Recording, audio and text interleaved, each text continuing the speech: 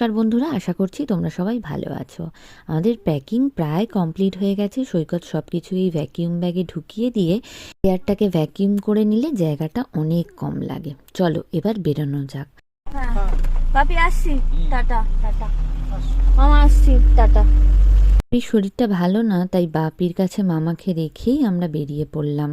জানি না আবার কবে দেশে ফেরা হবে, বাড়ির লোকের সাথে দেখা হবে। তারপরে রাস্তা থেকে উঠে পড়লো বুক্কুর সাথে একটু খেলাধুলা তো না করলেই নয়। দিদি ভাই দাদা ভাই সবার মনটা আজকে ভীষণ খারাপ। বারবার মনে হচ্ছিল এই জার্নিটা যেন শেষই না হয়, গাড়িটা যেন এয়ারপোর্ট না পৌঁছায়।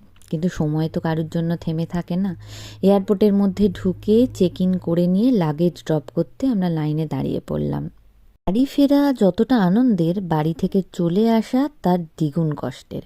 এই আশা নিয়েই যাত্রা শুরু করলাম যে আবার বাড়ি ফিরবো, পরিবার বন্ধু বান্ধব সবাই